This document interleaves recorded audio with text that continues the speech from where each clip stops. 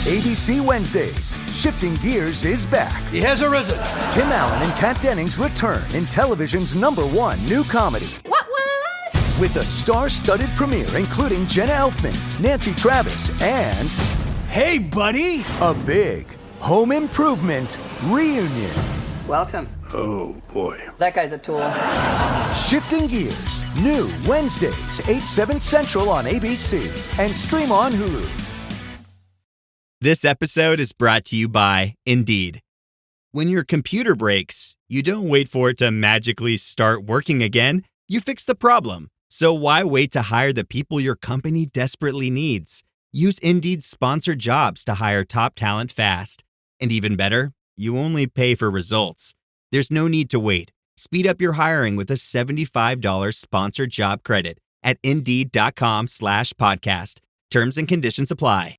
1, 2, 3, 4.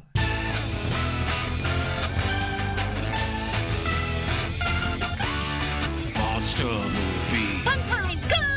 Monster movie. Fun time, go. Monster.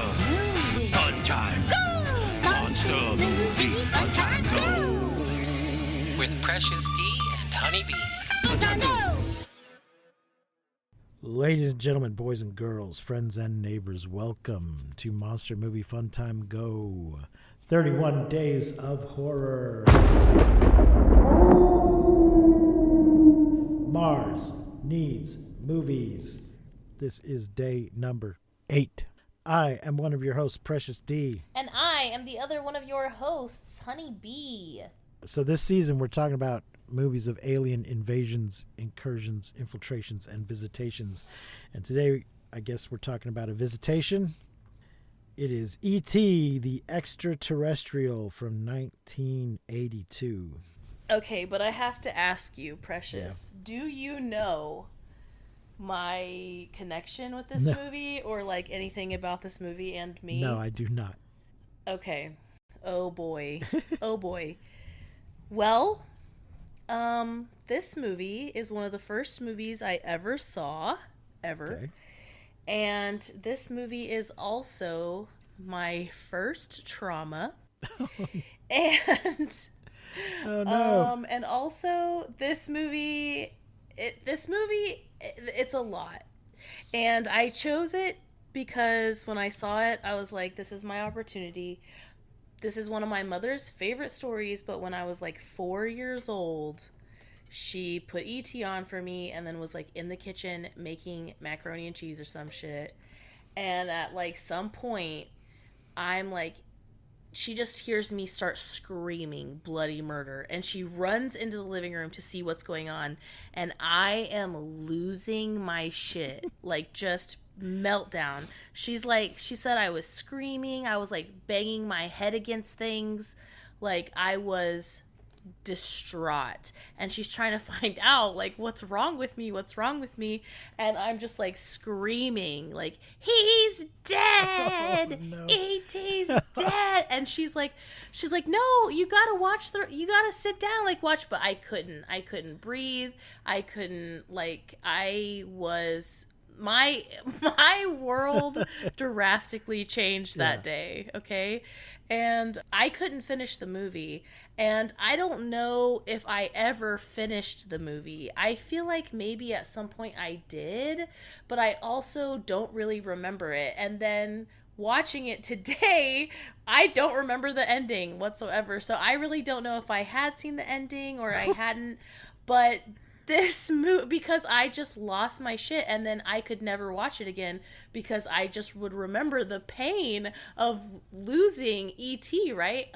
But also throughout my whole life, I was obsessed in this way. Like I just loved him so much. It just felt like he was a really good friend of mine who had died. And watching this as an adult, I felt like I was like little baby Drew, you know, when I watched this movie. And because she's just so sweet and so innocent. And, you know, there's the whole thing around how Spielberg was like, keep the puppet alive for her because he wanted her to think that it was real for the great acting, you know? And so I feel like, yeah, I couldn't even, I'm telling you, as soon as I started this movie, I was freaking out. I called my mom and I was like, I have to watch E.T. for the podcast. And she was like, if you need to FaceTime me, you can FaceTime me. She's like, it's okay. And then as soon as the movie started, I was already in tears. And as soon as when he says, be good, tears. I can't. This movie is really, it was very life-changing for my tiny little 4-year-old self. And I don't know if I ever finished it throughout the year or like watched it in full until today. But I did watch it, and I cried a lot throughout the movie, but I also feel like, wow, it just healed a little piece of me because I got to actually see that he does survive. Yes. And he did come back, and my mom was right, but I couldn't handle it. Yeah. Well, I'm glad you finally got to see the happy ending. Yeah, this is great. It's a great movie. Like, wow, what a masterpiece. I'm sad that I was, and this was so terrified This of it. is the restored version, because there was a version, I think 20th anniversary version, where they had digitally removed the guns and replaced them with walkie-talkies. No! I was wondering if they had removed something in this one too, because I feel like in the movie that I watched, which I watched it on Netflix, there was like a part that I didn't see that I felt like I did remember but wasn't in the movie. And I was like, I wonder if they took it out. I don't think so. Where she drinks a beer, where Drew's character drinks a beer. I don't think Drew ever drinks a beer now. I think it's just E.T. that does. Yeah. Yeah, at some point, I don't know who put pressure on what, but Spielberg decided he didn't like the idea of the government agents brandishing weapons at the children as they rode by on their bikes. So, the mom even says it. She's like, no guns, they're children. So... Yeah. They digitally replaced them with walkie-talkies. And then he later regretted that and thought, no, you shouldn't go changing old movies based on whatever the current standard is or feeling is. Just let them be what they are. So he went back and restored it. So the one that's on Netflix is the guns included version. So let's do some stats here. It's from 1982, 114 minutes in color in English. The budget was $10.5 million. The box office was $797.3 million, which surpassed Star Wars and made this the highest grossing film of all time for 11 years until it was surpassed by Jurassic Park. Wow. The cast. Of course, the music's by John Williams. The cast is Henry Thomas as Elliot Taylor, Dee Wallace as Mary Taylor, Robert McNaughton as Michael Taylor, Drew Barrymore as Gertie Taylor, Pat Welsh as E.T. Voice uncredited, Peter Coyote as Keys, Casey Martell as Greg, Sean Fry as Steve, C. Thomas Howell as Tyler. I did not realize that. He's in one of the versions of War of the Worlds, by the way. And Erica Elniak as Pretty Girl. Okay. Oh. That must be the girl that he kisses. Oh, yeah, the girl, that he kisses in the class. Oh my god, it's so fucking cute, dude. Let me see. Did I take any notes? I couldn't take notes because I cried the entire time. So my eyes are literally puffy, like swollen. Because I cried so much while I watched E.T. I don't think I did take any notes.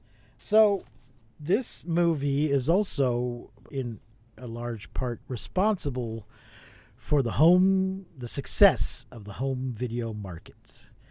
Because when it was going to be released on VHS, the studio wanted to charge like $75.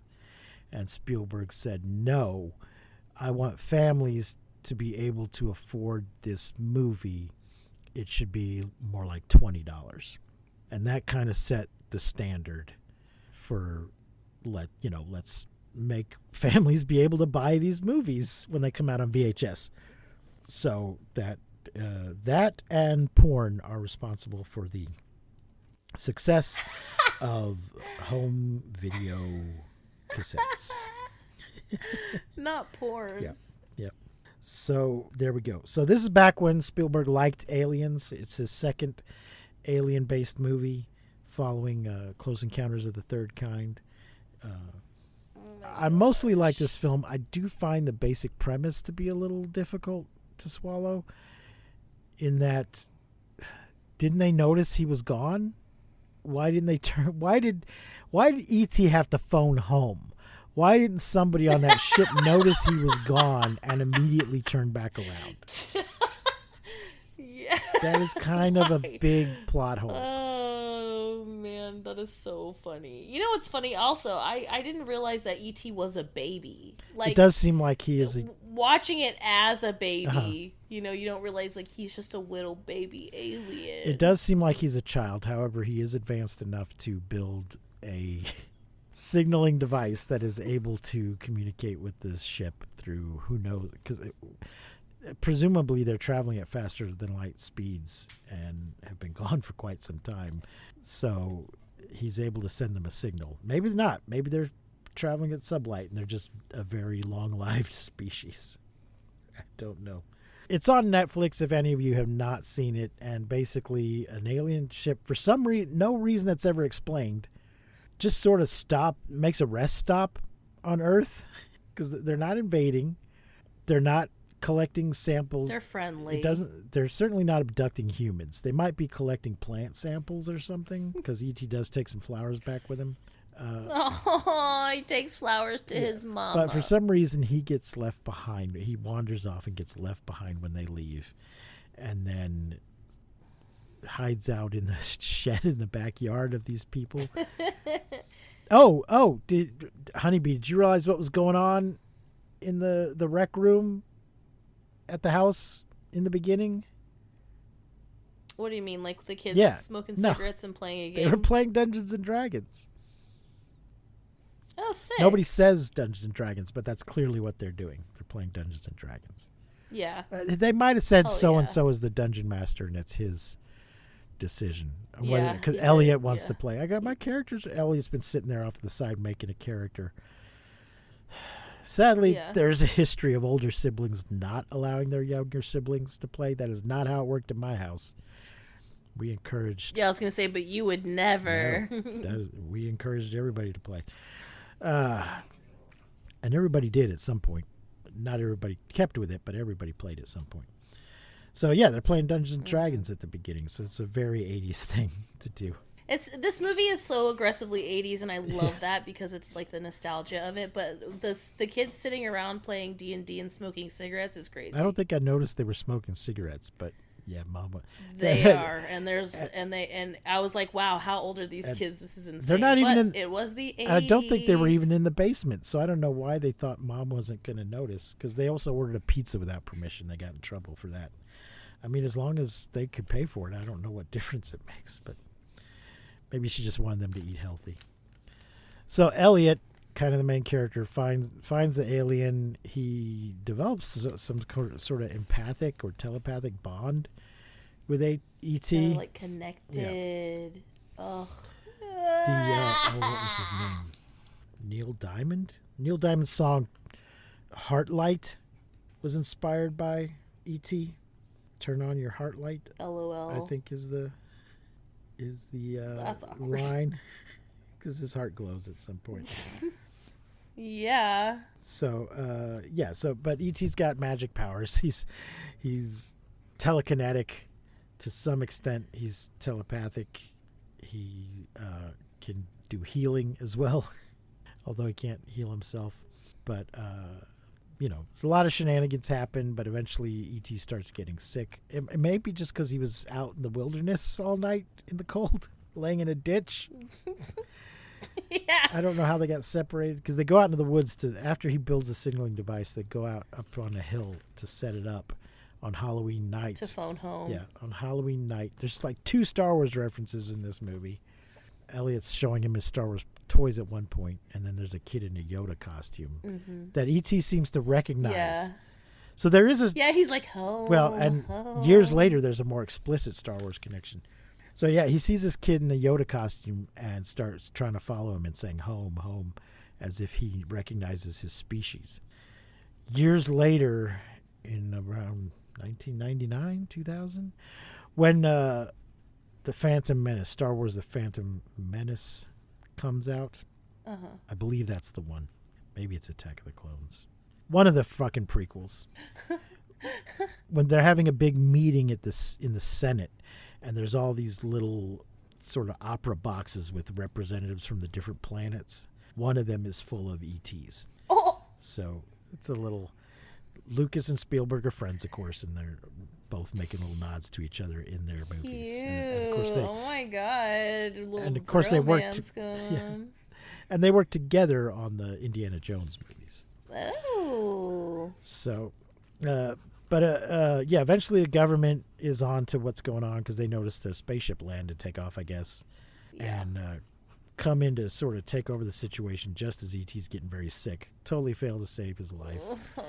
But then it turns out he was just resting, just needed to reboot. He just needed to reboot. He was buffering. Yeah. Thanks for fucking up my life for nothing, E.T. Yeah. Then the kids get on their bikes and kidnap him, or not kidnap him, rescue him, I guess. And they fly, into the woods. in the basket and the bikes. I think at this point, E.T.'s ship has gotten close enough that he can tell telepathically that they're coming. Well, his heart starts glowing, and he's like, home, home. Oh, my God. But the best part was when, there's so many fucking good parts, but is when they're, like, in the Halloween costumes, and his little, like, finger starts glowing, and he's like, ouch, ouch. And the kid's like, it's fake, it's fake. Because he, like, has the fake knife through his head. Oh, my God. It's so yeah, cute, dude. Right. Yes. One of them's like a hobo zombie or something with a fake knife through his head. And E.T. thinks he's really been hurt. Yeah. Oh, it's so good. But the ship comes back to get him. The military does not open fire. The military, the government, does actually seem to be trying to help. They seem very menacing at first, but they do actually seem to be trying to help and are not malicious. And of course, an alien lands here. Of course, they're going to want to know what's up with that. Yeah. But they do not try to... Do they even get there in time? Yeah, sort of. I mean, they do, but they don't, They don't try to stop the ship. I mean, it'd be nice to open some kind of diplomatic relations, but maybe there's some kind of prime directive... Oh, God. In place. But they don't open fire on the ship or anything like that or try and prevent them from leaving. So E.T. gets back on his ship, and he and Elliot have And first he tells the little girl, he's like, Gertie, he says, be good. And then he tells Michael, thank you. And then when him and Elliot do the sign for hurt because they're sad, he like asks Elliot to come with him. And he's like, I can't, I have to stay. And then he does the thing and he's like, ouch. Oh, I took that Elliot was not that Elliot was saying I have to say, he was asking E.T. to stay. Oh, God. But yeah, they can't. E.T.'s got to go. Elliot has to stay, and they do. I don't know if they ever come back. There should be. I don't know. Might be interesting to have a sequel. I don't know what you'd say. Can't. Please, never, ever. No sequel, no reboot. Yeah, you've done enough. You've done enough. It would just be interesting, just like a short film or something with Elliot's an old man and E.T. comes back to take him away. They're just two old dudes just schmoozing it up on the fucking porch, just whittling wood, smoking cigars, drinking cokes. E.T.'s just like, what's up? So, Honeybee, what are you gonna rate E.T. the Extra-Terrestrial? How many flying saucers? This movie is 57,000 flying saucers.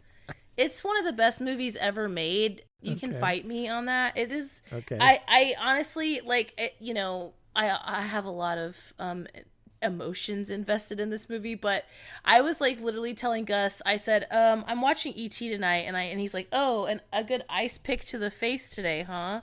I'm like, yeah. And he's like, well, it is one of the best movies in cinematic history. And dude, I would have to agree. The puppet is incredible. He looks amazing. You did request it. You requested this movie. I did, and I'm so happy for it. And I'll never watch it again. I finished it, and I'm happy with that. And it'll always forever. I love E.T. and he will forever feel like my friend who died when I was 4, and it's just heartbreaking. It was very. I mean, I guess your mom should, rather than telling you just sit and watch, she should have just said it's gonna be okay. He'll get better. She But was that's like, easy he's for alive. me to He's say in alive. hindsight. Yeah, she said I was like slamming my head into shit. Like I was like, just like like drooling, just absolutely a mess. Like I was a mess. Poor baby. It was my first. Yeah, it was my first breakdown. And today when I like called her to tell her, hey, I'm watching E.T. for the podcast, she was like, yeah, I looked at you in that moment and I knew, oh shit, I fucked her up. Oh man. Well, I'm giving it 4 flying saucers because why didn't they just turn around it? Why didn't they? Yeah, notice? why did E.T. have to phone home? Is why you're giving it 4 flying saucers. That makes perfect sense. Purina believes no one should have to make the impossible choice between their own safety and their pets. But nearly half of domestic abuse survivors delay leaving because they can't bring their pets with them. Through the Purple Leash Project, Purina is helping create more pet-friendly domestic violence shelters so survivors and their pets can escape and heal together. Visit Purina.com/purple to learn more. This episode is brought to you by Nature's Bounty. Nature's Bounty believes your body is brilliant, naturally designed to thrive, inside and out. For those always looking for new ways to support your health from head to heels, Nature's Bounty has a range of over 400 vitamins and supplements born from 50 years of trust and care. Nature's Bounty. It's in your nature. Visit naturesbounty.com to learn more.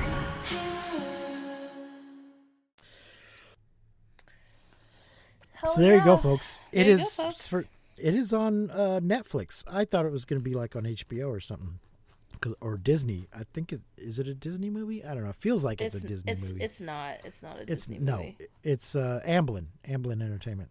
Yeah.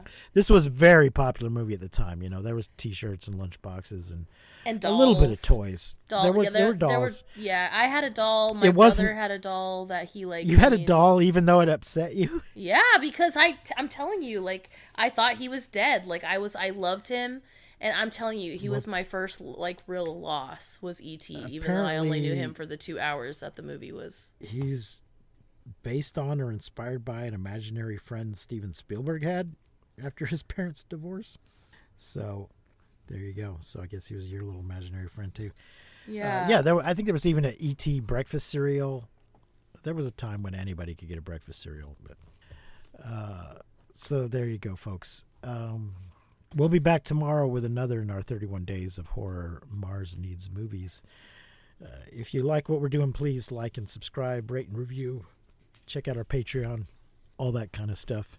If this spins off into a recurring thing, maybe let us know what alien invasion movie you want us to cover that we don't do in this first section of movies. Anyway, until next time, I have been Precious D. And I have been Honey Bee. Remember to keep watching the skies.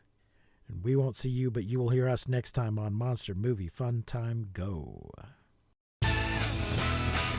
You've been listening to Monster Movie Fun Time Go. If you enjoyed the show, please consider rating and reviewing us on your podcasting platform of choice. You can leave us a message and find links to all our things at mmftg.com.